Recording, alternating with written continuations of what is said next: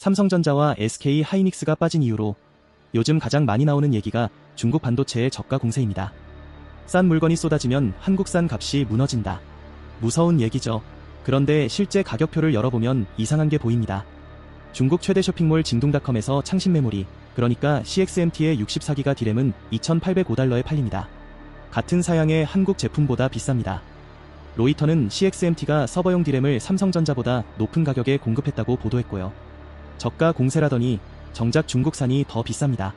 오늘 이 뒤집힌 그림을 끝까지 보시면 앞으로 중국 반도체 뉴스를 볼 때 무엇을 봐야 하는지가 달라집니다.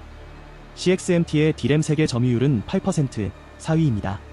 생산능력 비중은 2024년 초 9%에서 올해 14%로 늘었습니다. 같은 기간 삼성전자와 SK 하이닉스는 D램 생산 비중을 오히려 줄였습니다. 돈이 더 되는 고부가 제품에 집중하느라 그렇습니다. 기술 격차는 아직 큽니다. 구형 D램인 DDR4는 2년, 신형 DDR5는 3에서 4년, AI에 들어가는 HBM은 5년 이상 차이가 나고요. 그런데 주식시장이 매긴 값은 거꾸로입니다. 삼성전자의 PER은 4배, SK 하이닉스는 5배 남짓입니다. CXMT는 21배고요. PER이 뭐냐면 지금 버는 돈으로 회사 값을 다 치르는데 몇 년 걸리는지를 보는 숫자입니다.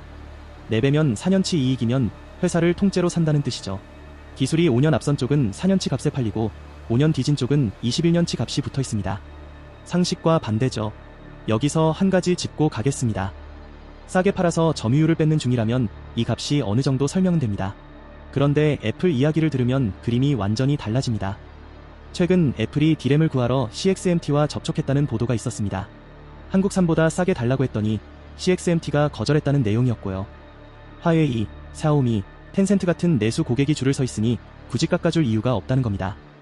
CXMT 스스로도 상장 때 생산원가가 높다고 인정했습니다. 공장 짓는 데 든 돈을 아직 다 나눠 털지 못했고 규모도 덜 컸다는 이유였죠. 그러니까 중국산이 팔리는 건 싸서가 아닙니다. 미중 갈등으로 한국산을 구하기 어려워진 중국 안방에서 대체제로 팔리는 겁니다.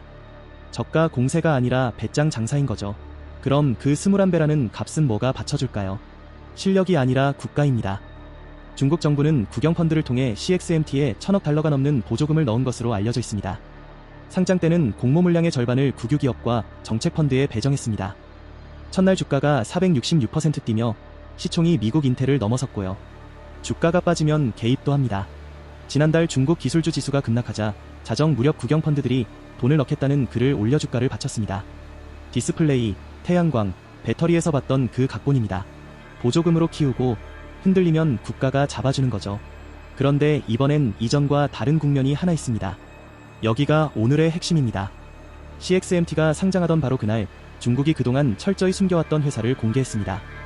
아이성나라는 노광장비 회사입니다. 노광장비가 뭐냐면 반도체 칩 위에 회로를 새기는 장비입니다. 반도체가 그림이라면 그 그림을 그리는 펜인 셈이죠. 이게 없으면 설계도가 있어도 칩을 못 만듭니다. 지금까지 이 펜은 네덜란드 ASML이 사실상 독점해왔고 전 세계가 줄 서서 사왔습니다. 그 아이성나가 DUV라는 노광장비를 양산한다는 뉴스가 하필 CXMT 상장 당일에 터진 겁니다. 중국 장비로 중국 반도체를 만든다는 이야기가 그날 하루에 완성됐습니다. CXMT 주가는 치솟았고 서방시장은 흔들렸고요. 우연이라고 보기엔 너무 잘 맞습니다. 여기서 떠오르는 장면이 하나 있습니다.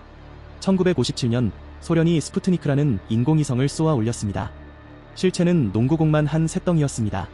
하는 일이라곤 삐삐 신호를 보내는 것뿐이었고요. 그런데 미국이 패닉에 빠졌습니다. 소련 기술이 앞섰다는 공포가 퍼졌고 학교 교육과정까지 뜯어고쳤습니다. 시장을 때린 건 위성의 성능이 아니라 상징이었습니다. 아이성나의 DUV도 같습니다. 기술로는 ASML에 한참 못 미칩니다. 그런데 만들 수 있다는 상징 하나가 삼전 닉스 주가를 흔들었죠. 자, 그럼 이건 다 연출이니 무시하면 될까요? 그건 또 아닙니다. 중국의 노광장비 자립은 2002년 863 프로젝트에서 시작된 24년짜리 계획입니다. 어제 시작한 쇼가 아니라는 거죠. 지금도 국가 반도체 기금 3기로 63조 원을 붓고 있고 자국 기업엔 국산 장비 구매를 의무화했습니다. 당장은 어느 것도 서방을 못 이깁니다. 그런데 2028년 이후 신규 공장이 완공되고 자체 장비가 자리 잡으면 D램 가격부터 눌릴 수 있다는 게 이 기사의 결론입니다.